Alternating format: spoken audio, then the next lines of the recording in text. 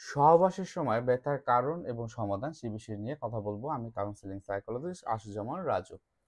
সহবাসের সময় নারী পুরুষ উভয়ই ব্যথা পেতে পারে এবং এই ব্যথা অনেক সময় দেখা যায় যে নিজেদের অজান্তে হয়। বেশ কিছু কারণে এটা হতে পারে।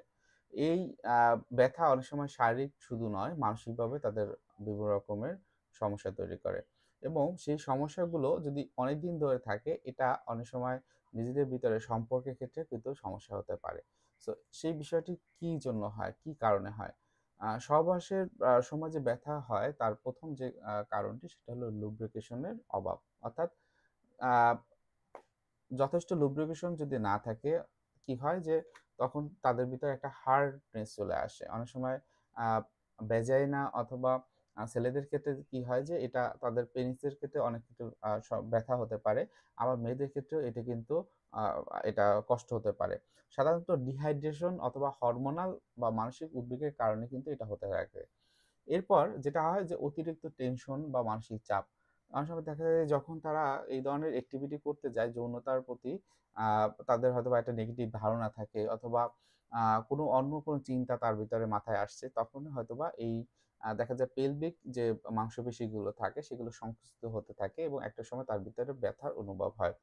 এরপর যেটা হয় যে কিছু মেডিকেল টার্ম আছে বা মেডিকেল আ আ বিষয় আছে, যেমন ইনফেকশন বা মেডিকেল যে সমস্যাগুলো আপনারা জানেন। ইউরিনারি ট্র্যাক্ট ইনফেকশন বলা হয় তাকে ইউটিআই। এছাড়াও ব্যাকটেরিয়া ভিজোনেসিস এবং ইস্ট ইনফেকশন বা যেটাকে বলা হয় পেলভিক ইনফ্ল্যামেটরি ডিজিজ এর কারণে কিন্তু সহবাসের সময় ব্যথা হতে পারে। অনেক সময় দেখা যায় ভুল পজিশনে কিন্তু এটা একটা তার দেখা যায় যে ব্যথা তৈরি হয়।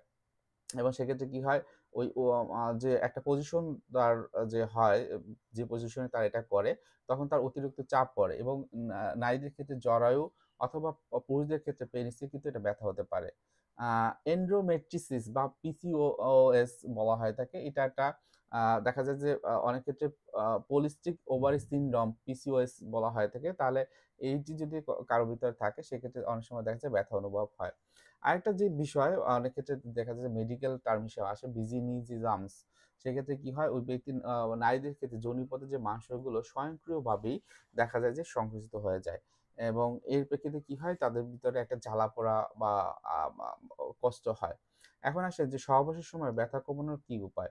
১ নম্বরে বলবো ফোর প্লে। খুবই গুরুত্বপূর্ণ একটা বিষয়, যেটা হলো আ অনেকেই জানে না। ফোর প্লে হচ্ছে যে আপনি যখন penetration করবেন, অর্থাৎ আপনার পেনিসটা যখন হচ্ছে যে যোনিপথে ঢুকাবেন তার আগে ফোর প্লে করে নেওয়া ভালো।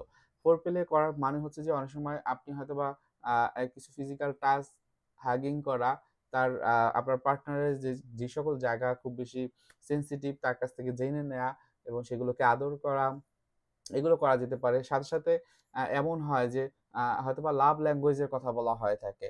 সেই লাভ ল্যাঙ্গুয়েজ গুলো আরো বেশি এক্সপ্লোর করা, সেগুলো ব্যবহার করা, নিজেদের ভিতরে একটা শারীরিক ও মানসিক একটা কাবনেস, একটা বন্ডিং কানেকশন তৈরি করা এবং এরপর গ্রাজুয়ালি হয়তোবা আ আপনারা মেইন প্লেতে যেতে পারেন। সো এটা গেলে হবে কি, আপনার মেইন ফোর প্লেটা যদি বেশি করেন, মেইন প্লেতে সময় কম লাগে। অনেক ক্ষেত্রে অনেকেই আছে বিভিন্ন রকমের প্রশ্ন করেন, বিভিন্ন বিষয় নিয়ে বিভিন্ন রকমের টেনশন করেন। আমার কি হবে?